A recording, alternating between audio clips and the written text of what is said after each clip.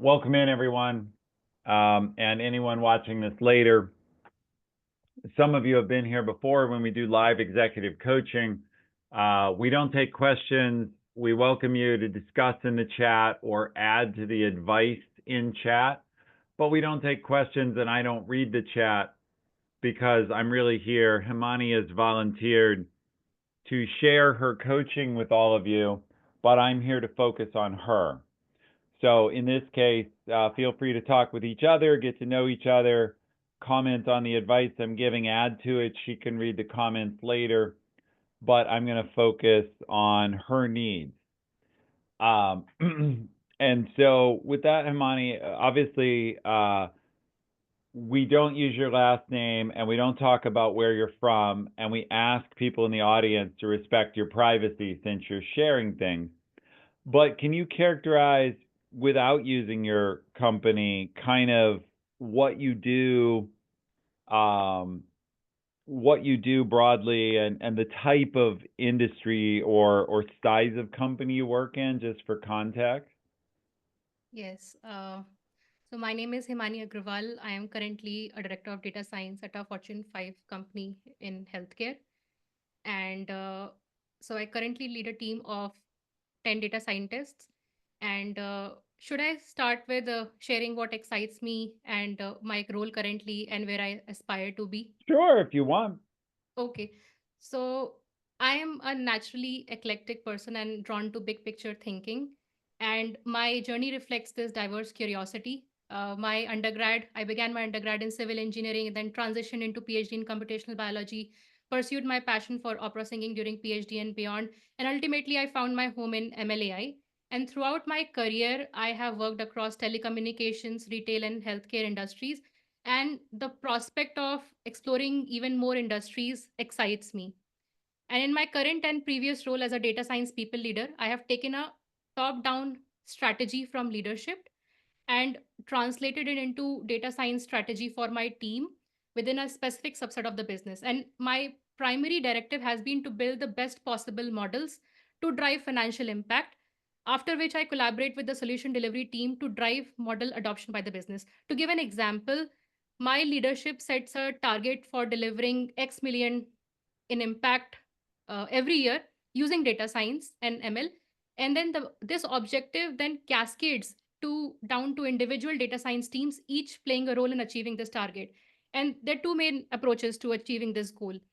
So either the business presents a challenge to me and I assess the potential impact or the size of price to determine its viability, whether I'll be hitting the target or not. Or I do proactively reach out to to the business unit. I proactively think how to use the or repurpose the existing models to pursue cost savings impact or revenue impact in other business units, unlocking additional value. But ultimately, the primary focus has been on achieving the financial goal that has been cascaded by my leadership.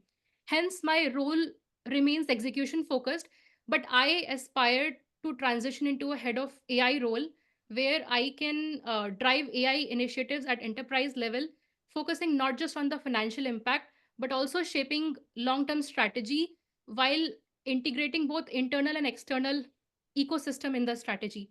So I would like to develop myself and identify what gaps should I work on in terms of leadership, strategic, technical, to bridge from my current role to a more strategy focused head of AI role.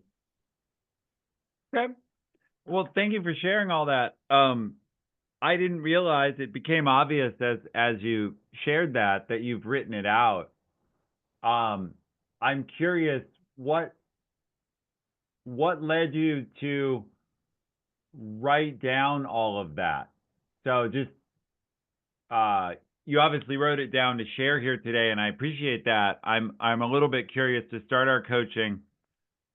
Many people would have just described what they wanted sort of a little less formally. You were very organized and precise, which is great. Would you say that's typical of your approach? Yes, because I wanted to share my story, like what drives me and the work that has been doing, even though it's fulfilling, I feel like I can drive a much bigger impact, which stems from my passion and motivation to pursue like I'm very eclectic, I'm big picture thinker. So I just wanted to share my story, where I'm Okay. coming from.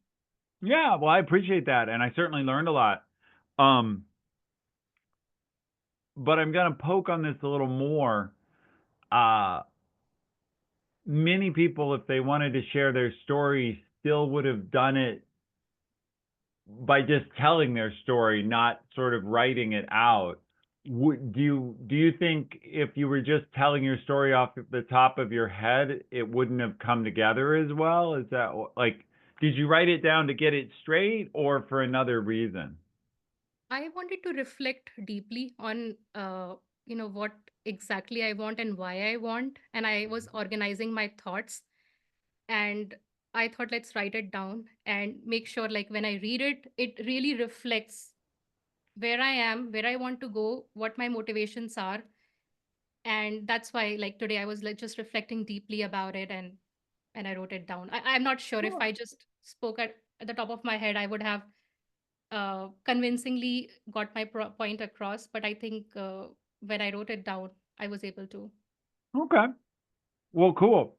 Um, I think uh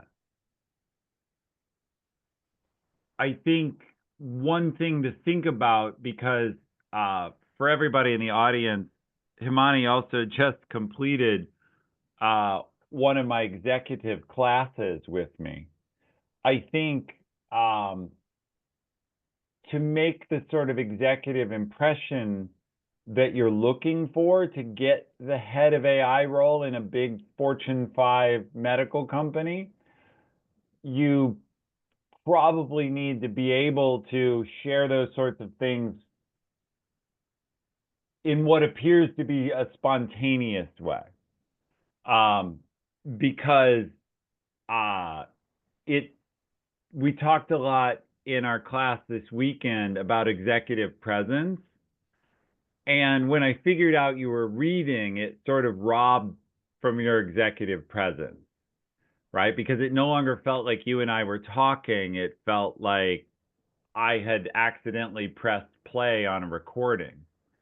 Um, Even though I want to compliment you, what you had written out was very organized and very deep and thoughtful and point by point and told a story, it sort of took away from the fact we were no longer having a conversation, right? So just think about that. It's a opportunity, and it is, um, a lot of the questions you've sent me are questions about how to be seen as more strategic and to earn this type of role. And I think that relationship piece is a part of it. So I'm going to jump in. You thoughtfully, by the way, everyone does this. Um, uh, Everyone sends me their questions in advance. So Himani isn't unusual.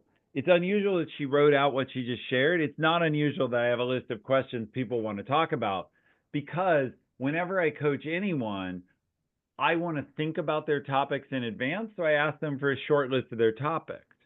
And her first question to me was, what key leadership, strategic, and technical gaps do I need to bridge to transition from my current execution focused role to the broader high impact responsibilities of the next level, which in her case is going from data science to head of AI.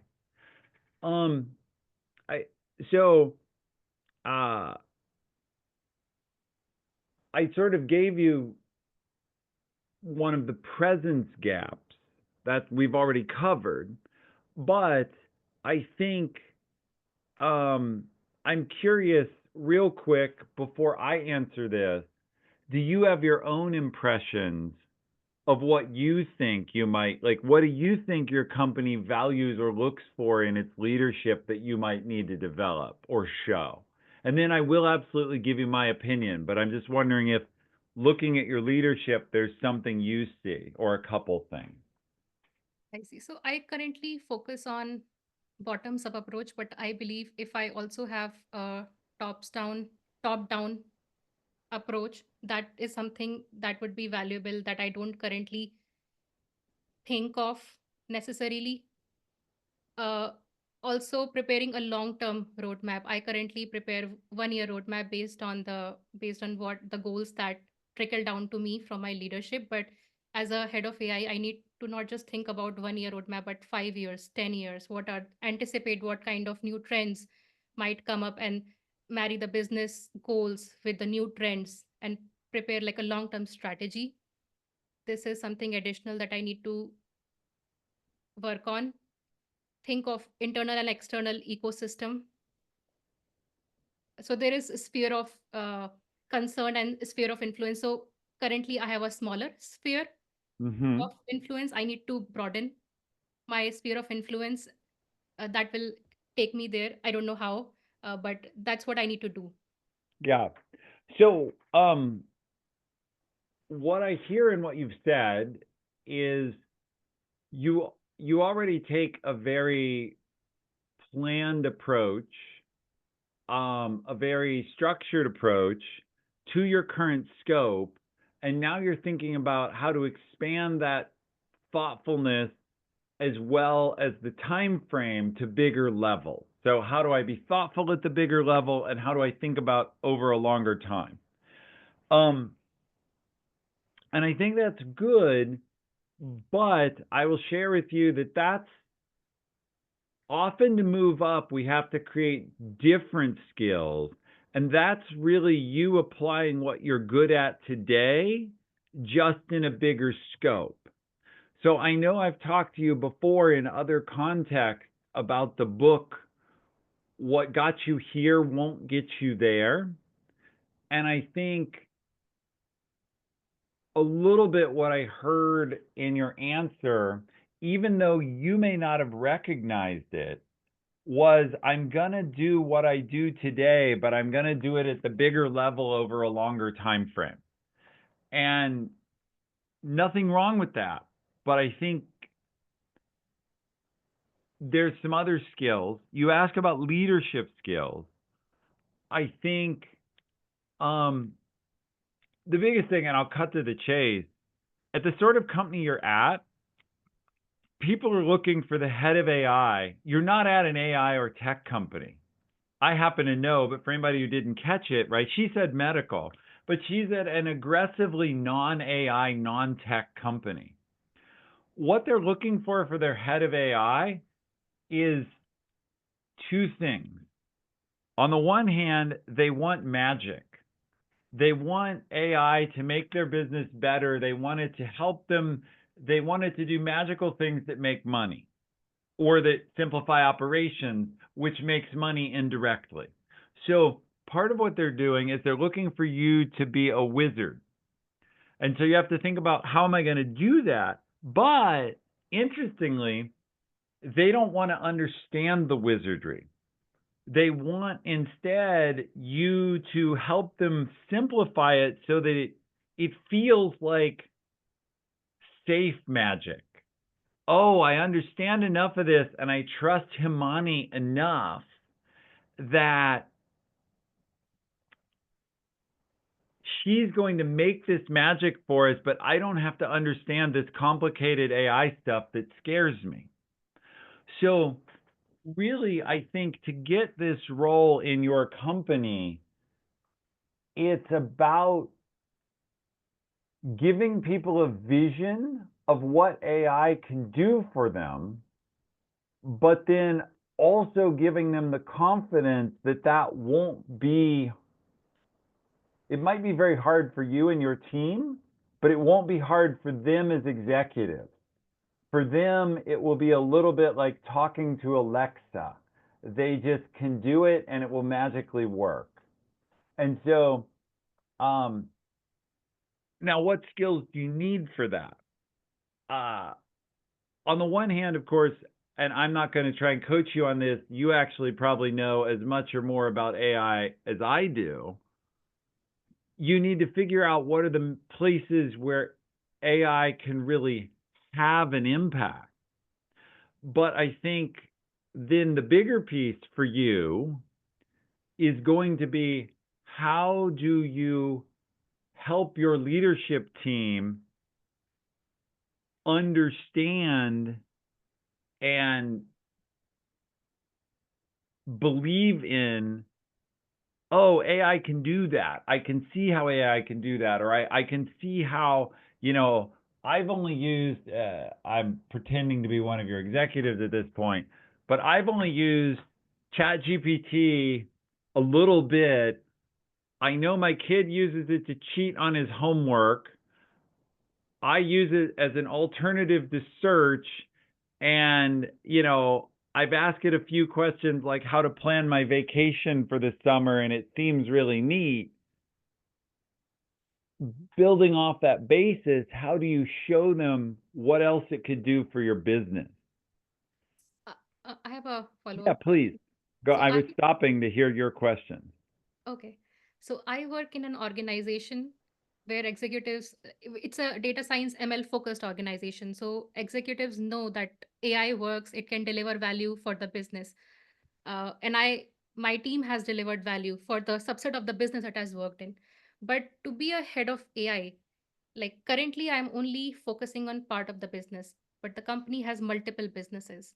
So I believe the head of AI, the person who is in this role, should be able to comprehensively think of all the businesses, how and develop the strategy for all the businesses. And these businesses are independent of each other. Okay. Yeah, that could be. I guess it seems like you have a clear model in your head. Uh, have you seen, are there other people in similar roles to the role you envision, the head of AI? Is that what they're doing, which is working across the multiple businesses? So in my organization, there is a CTO role. There is no such role exists. Uh, I mean, I can see the president of the organization is playing the president of the ML AI organization is playing such a role, but there is no such official Okay. Well, I title. was Like just he, looking, I was wondering if you had a role model for, what it is you're looking at. Um, because again, uh, to your question, how do you transition from your current execution focused role to the broader responsibilities? I think you have to show it's it's more about helping people, I think, not just believe that AI is useful, but how is it specifically going to bring value to the business. And I think if you could do that for one business first, you don't have to do it for all of them at once, at least to get started. That might be the end goal. But I know in something you wrote me, maybe it's your next question, you say that you've, but I in my past, my presentations have been heavily model focused, but they failed to drive strategic impact. Can you tell me a little bit more about that? What do you mean by that? yes, so my Or yeah. yes, my presentations have been focused on the fact that I leveraged machine learning models to deliver models that either business asked me to provide modeling support on, or I repurpose my existing models to drive. Ultimately, it's focused on driving financial impact, which is the North Star for my leadership. And I contributed to their dollar value impact. But I'm not necessarily creating strategy. Like, so I am doing what I am asked to do. I'm not doing something, anything additional. Uh, but now I feel like if I instead of just projecting the financial impact, if I also tie it with the vision of the company somehow, Mm-hmm. even though it may be hard. For example, in my previous big company, I focused on the beauty business, so I developed models for the beauty business, and I delivered hundreds of $1 million of impact for the beauty business. But I but it was not tied to overall vision of the company or like AI strategic vision of the company. It's some set of models I delivered that had financial impact. So I Well, that's am pretty devoting. impressive, though. That's a lot of money. So if you really cause that level of change, I would think that would be highly valued.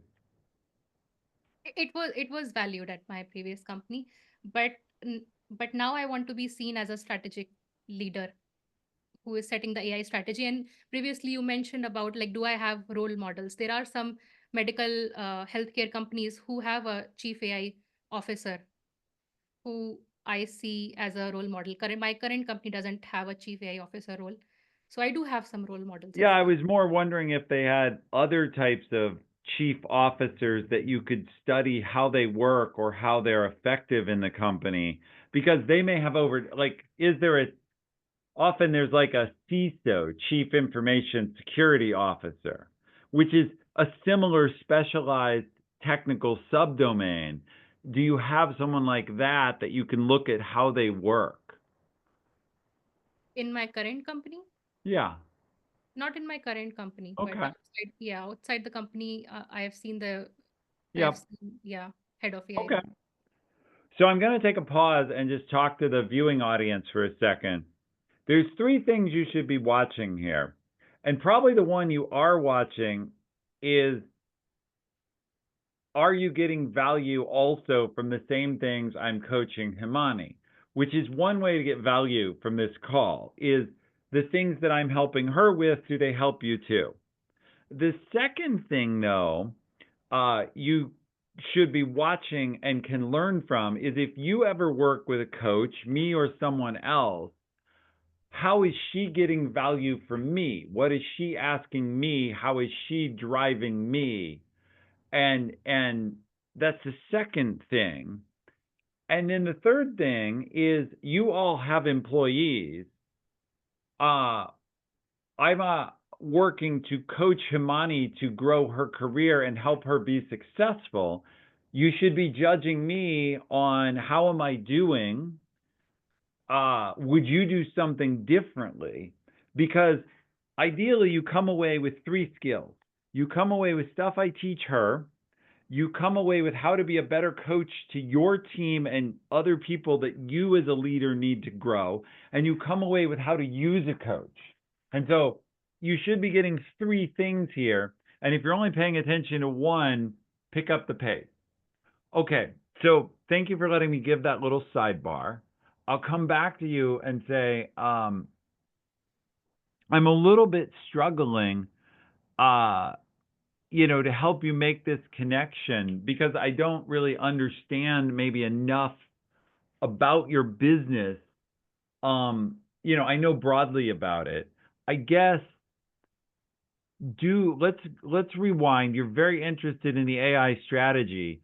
Does the company have a stated AI strategy, or does anything exist like that the CEO has talked about what they do or don't want to do with AI, or maybe the CTO? Like, what is the context of the, given that it's not a technology company, how does the company view technology in general and AI in specific, as much as you know? Yes. So in my previous company, there were AI guidelines, how to use the technology. There were guidelines on how to use the technology, AI technology ethically, and model catalogs. In my current company, I have seen some generative AI guidelines, but I have not seen AI strategy guidelines. And given that it works on patient data, there are a lot of regulations in this space, but I have not seen any specific guidelines because I work in the retail space, uh, Hmm. where there are less regulations, uh, but I have not seen any specific guidelines. Okay. Well, I So I think in think this there is. case, you're taking my question about guidelines like rules for use. I'm also wondering, has the company said anything about uh, it see AI as a priority, and is it trying to adopt it towards some end, or is it silent on that matter? Uh, I'm not sure what leadership stance on this is, but I definitely see there is a push to drive operational efficiency using Mhm. data science because leaders have seen the dollar impact and they want more of it. There are a lot of Sure. There are a lot of use cases that drive a lot of financial impact within a year. So Yeah. leaders just keep want to chase those impacts, given the current, like the state the company Yeah. is. Okay. So we have a company that is interested in getting benefits from AI, but doesn't have a deeply strategic approach. They have more of a tactical optimization approach. And I think the opportunity then is to how can you systematize delivery of more optimization faster? How can you talk to them and say, look, you want to save money using AI? We're doing these different projects, but here's a way to make it bigger, better, faster. That's one thing you can do. The other thing you can do, I think, or try to do, is say, hey, here's a bigger vision of AI. It's still going to save money. It's still going to drive efficiency, but let's look beyond pure tactical operations. It can do other things for us. It can differentiate us from our competitors. It can, integrate us with our suppliers. I don't know, because I don't work in your company, what the right one of those to pick to pitch is, but you would try and up level the strategy a little bit and open up a new area. You'd try and open up some new area that they'd be interested in besides the one they're already focused on, which is direct cost optimization. I see. I think at least that's how to be strategic. The reason I've been asking about your other leaders, though, is I'll be honest, you work at a company that I view as old and slow. It may not be fair, and I don't want you, in case anyone from your company ever sees this, for you to say, yes, it's old and slow. But do you see other leaders anywhere in any type of technology getting the company to have a vision for how it's going to change? That they're eager to adopt something, as opposed to, I guess I'm asking, do they view you as an asset or as the IT department right next to keeping the phones working? Like, how is the AI group or the data science group that you're in, are they viewed as a valuable asset or like something we need to have, like desktop support? I definitely believe my team is viewed as a valuable asset because of the dollar impact. Okay. But so there is a short-term strategy as well, how to drive value. But I don't understand what is a long-term strategy for this particular business, and how can data science continue to drive impact in the change in the presence of changes in the external landscape, external retail landscape. Okay. So let me ask the question this way. Help me out. Give me your reporting structure as far up as you can. So not the names, but the sort of titles or roles. So who do you report to?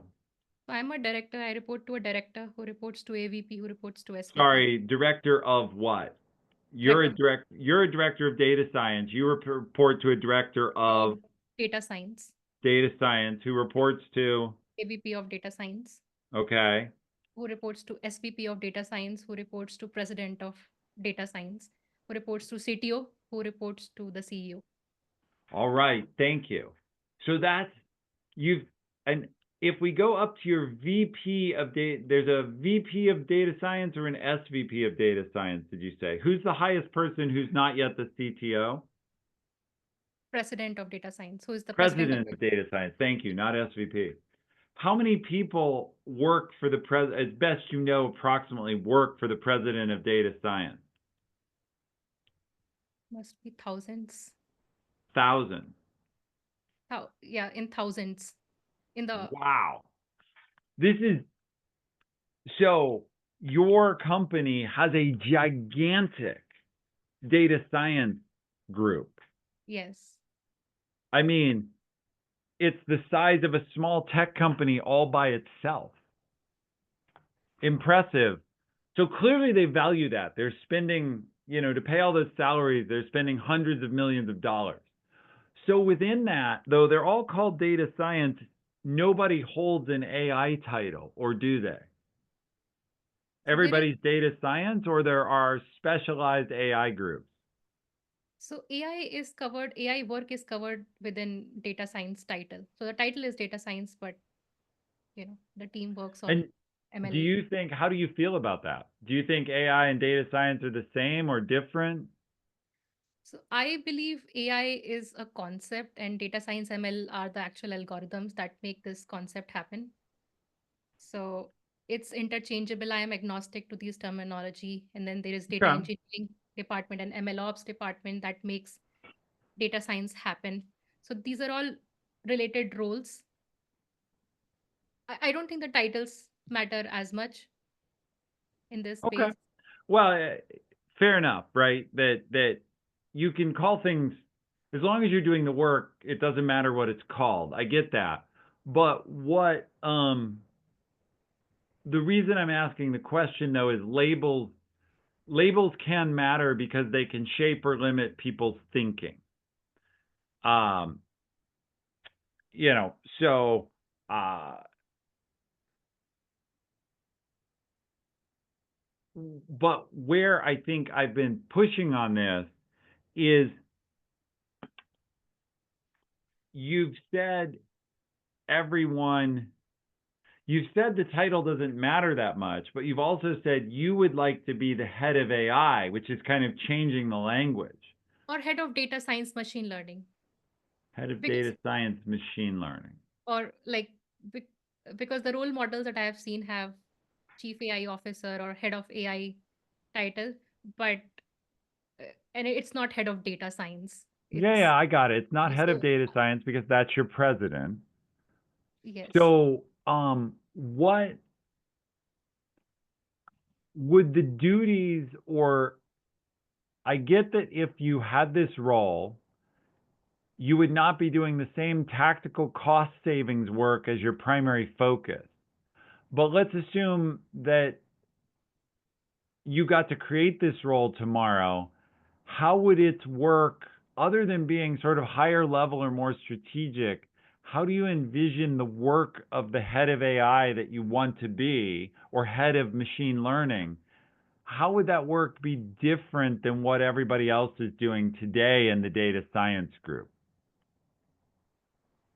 Okay, so what everyone else is doing is more execution, and this role will prepare, as I said, long term 10-year, 5-year plan for the company. Okay. How are we going to strategically embed AI in our operations? Preparing a strategic plan, because I don't, or at least I'm not aware of if there is a strategic plan.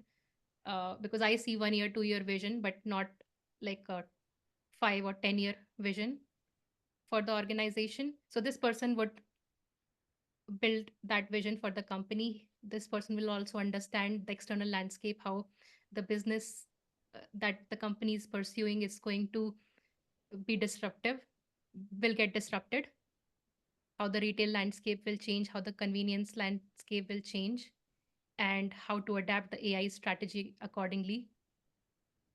So I don't see all of that happening, or maybe I'm not aware of it, but I would like to pursue more of that and represent So, the, yeah.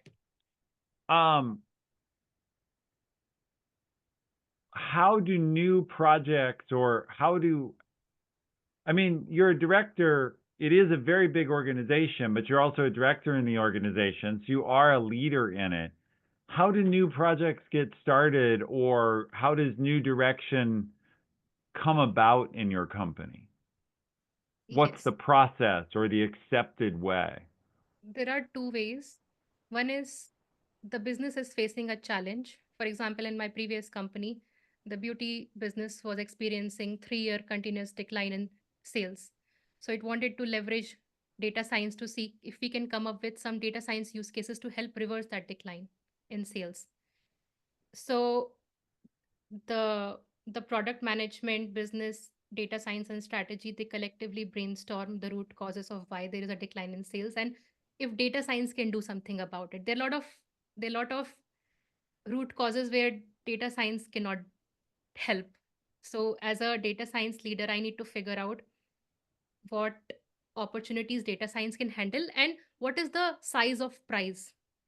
Is does it match the like how much resources should I be Yep. investing to get? Is there ROI? Is there is there Absolutely. is there ROI? This is one way. The other way is, once I have successfully implemented the project, can this be implemented in other business units to quickly unlock additional value Mm-hmm. to meet or exceed that financial target? So these are the two ways that I have previously utilized, but I believe there could be more systematic approach that you had previously mentioned, a systematic way to approach this. Well, and what I definitely hear, you know, it does feel like everything you mentioned is still, it's nothing to do with you. It seems like the company is very focused on execution oriented, value driven projects. Um, do you see any place in your organization where there's things that are more speculative or more sort of R&D in nature?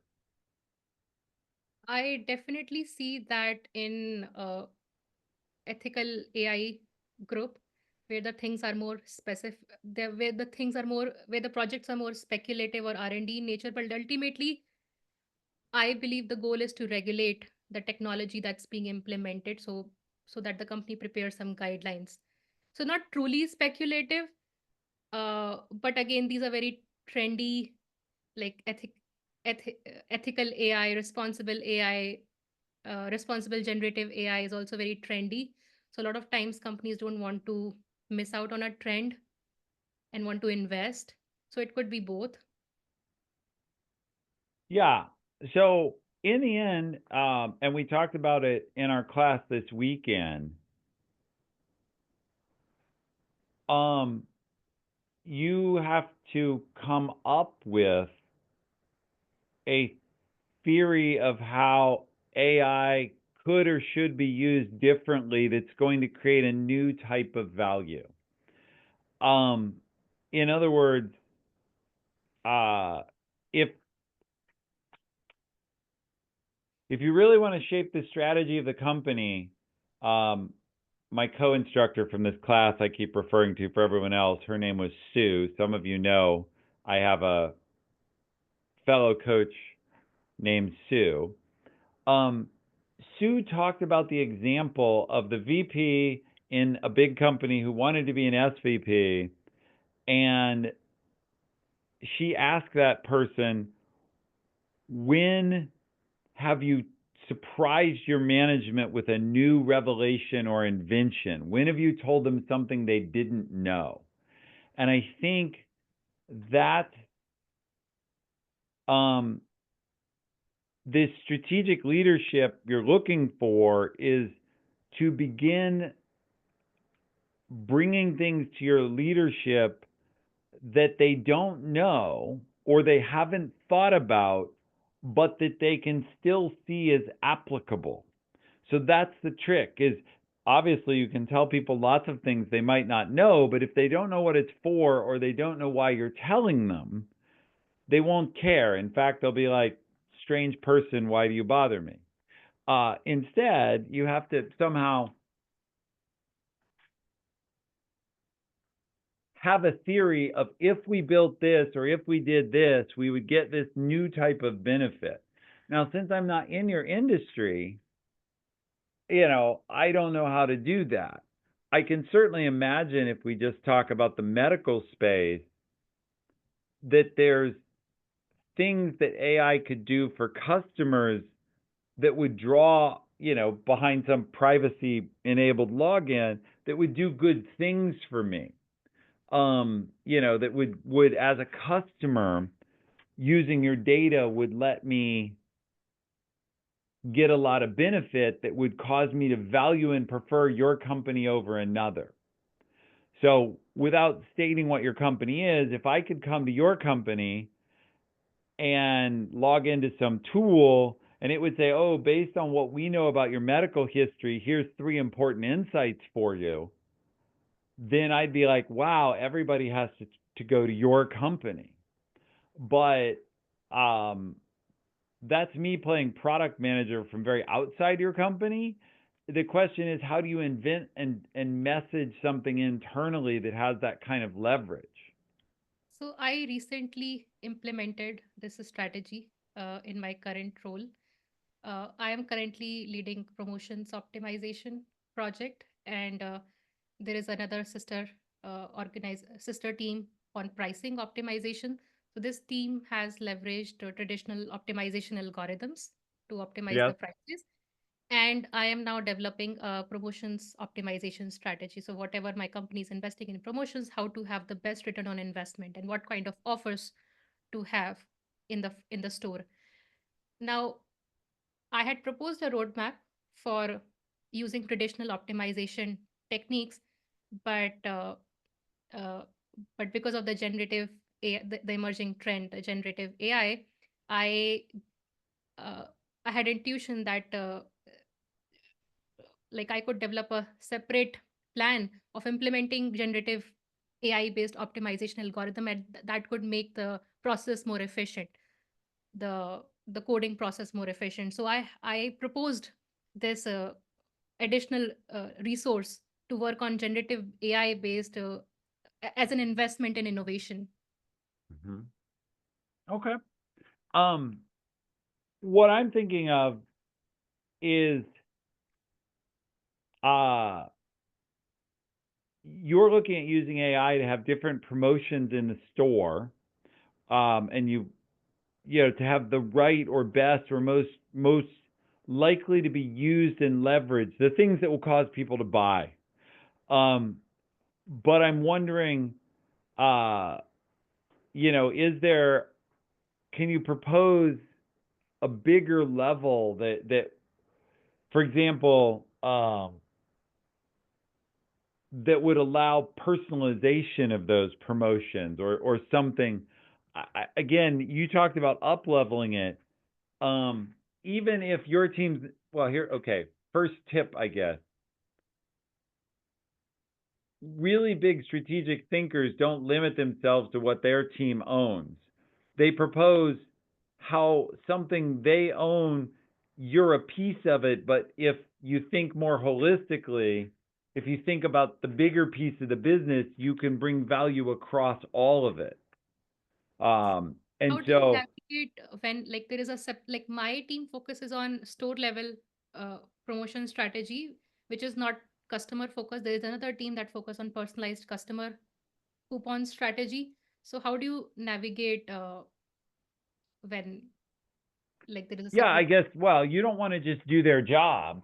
Your pitch would be, here's how we can have a system that synchronizes or leverages awareness of store level promotion with personalization so that both of them are more effective, right? That now we have the ability, thanks to these tools, or if we build this thing that can tie together store level promotions and store level pricing with personalization and discounts and coupons and create this bigger whole that's going to drive the overall business, right? So that when I come to your company or when I come to one of your company's locations, I feel like I'm getting a personalized experience.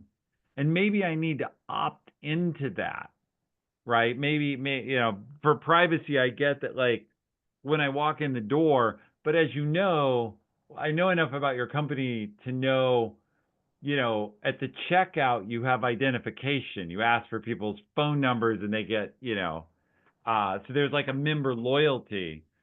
Well, can you turn that around and ask for people's loyalty information on the way in the door and promise them you know, a customized experience and whatever if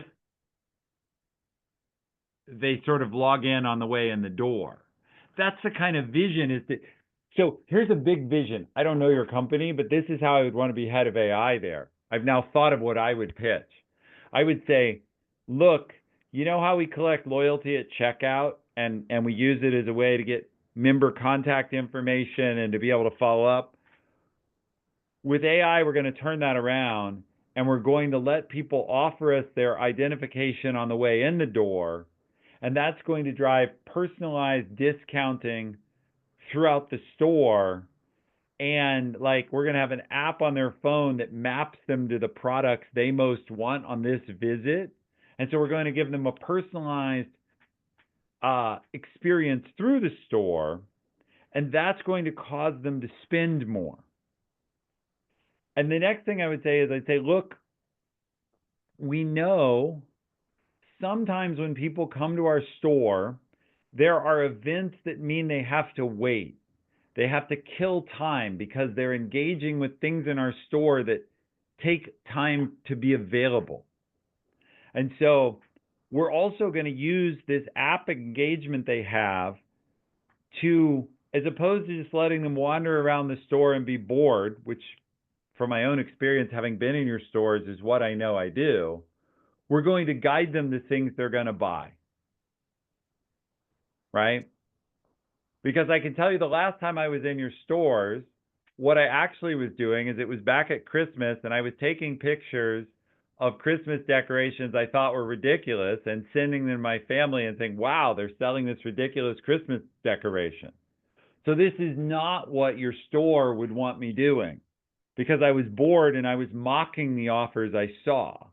So it's completely not what you want, but there probably was something in your store that I would have been interested in. So that's a big vision proposal of, hey, I have an idea how we can wildly up level our profitability, but it requires that we move our contact point to when people walk in and then give them something useful throughout their time. So now, my idea may have 55 problems with it because I don't work at your company. I'm just giving you an example of like, I can guarantee if I called your CEO and told him that I knew how to do this, he'd be excited. And if I sent him along the pictures of it, this is what I was doing the last time I was there instead, you know, uh, Jason found another problem. He says there's 56 problems. And then you mentioned finding new ways to create value with AI. I think an idea came to my mind. So I w- the retailer like the data that I work with currently, it's a lot of data because it's a big company. So I believe the models that I develop can be used for tech commercialization, like can be sold without exposing the data, but the models Okay, can yes, be sold makes and sense. Yeah, absolutely. I get it. Sell them to, yeah. Who would you, sorry, small just go on. retailers. I have questions, but just go on. Sell the models, sell the service, adapt the models to small retailers because they don't have data or the resources to build those models themselves, and then make money by selling those models and adapting and building a custom model based on their limited data set. And would you be selling that to small independent competitors of yours or to non-competitive businesses that somehow are similar? Yeah, that's Because yeah. you're not going, your company isn't going to want to enable the small versions of competitors. It depends on, like, I think the company needs to do SWOT analysis. What are the opportunities? How much revenue are they losing by enabling their competitors, and how much money they are making by selling those models? Uh, Sure. Uh, you know, Amazon powered the Target website for many years and felt that was beneficial to Amazon. I know why they thought that, and I think Target regrets it. But it definitely was beneficial to Amazon. So it can be beneficial to work with other companies. You generally want to, for you, I would say you want to think about how that's um, an adjacent space, not like smaller versions of your own company, but like could the models that you make somehow be applied in a somewhat adjacent space? But like if it's applied to competitors, that can help the company understand the competitor landscape It better. it can, um, but most people would be afraid. They'd say, if our model is any good, we need to keep it to ourselves and beat those competitors, not help them. That even if we make some money from them short term, we'd rather exterminate them long term. That's, I think, how people think. I'm giving you sort of part of what I can do for you is give you the mind of the CEO. Um, you know, so anyway, well, we're near the end of our time. I've really enjoyed our talk. I want to ask, is there anything else you need from me, or hopefully I've given you some guidance today, but is there anything else you need from me today to help you move forward? So, also curious to widen my influence. Who are the key stakeholders who I should additionally influence, and how to enhance my influence skills. I believe I am good at influencing my engineering leadership, but I think I could do better influencing the business. So, how can I develop those skills? Yeah, I think to influence the business, it's about understanding part of it. Okay, so there's for everyone listening and for you as well, there's a bunch of sort of what I call fungible or reusable skills of influence: organizing your arguments, building your reputation, having a good track record, maintaining your character so that you're seen as a nice person and not someone that they can say, oh, that Ethan, he's always screaming. There's a whole list of things that are fungible. But when we come down to your specific question about influencing the business, it's about getting to know what they're interested in and what they're working on and what their goals are. And of course, businesses, their basic goal is always grow the business, make more money. But they have some theory about how they're going to do that. And that's what you have to get at, which is, of course, they expect to grow the business and make more money, but are they going to do that through efficiency? Are they going to do that through cost cutting? Are they going to do that through innovation, acquisition, opening new stores? Like, what is their theory of growth? And you can only influence people you understand. It's a little bit like, you've already surprised me as I learned that you pursued a love of opera, but perhaps you don't speak German yet. Um, you can't influence people who only speak German if you don't speak German also. So you're going to have to sort of speak their language of their strategy. And the good news is most people are willing to share their strategy if you approach them and say, "Hey, I'm really interested in what you do. It seems really neat. Can you tell me more about how you think about growing the business?" This is directly from How to Win Friends and Influence People. Most people like to talk about themselves, so they'll be happy to, at least some of them will be happy to talk about it. Thank you. All right. So I have to go. I've really enjoyed talking to you. For everybody in the audience, I hope you paid attention to all 3 points: the advice I gave, the questions, and the way Himani used me as a coach that you can take away from. And then whether or not I did any good coaching, what you can take away from coaching and apply to your own teams where you need to grow someone. All right. Thanks, everyone. And thank you, Himani, for volunteering to be here, spending the time. And of course, uh, I'm really interested to see what you do now with your opportunity. Thanks, Ethan, for your All time. right. Cheers. Goodbye.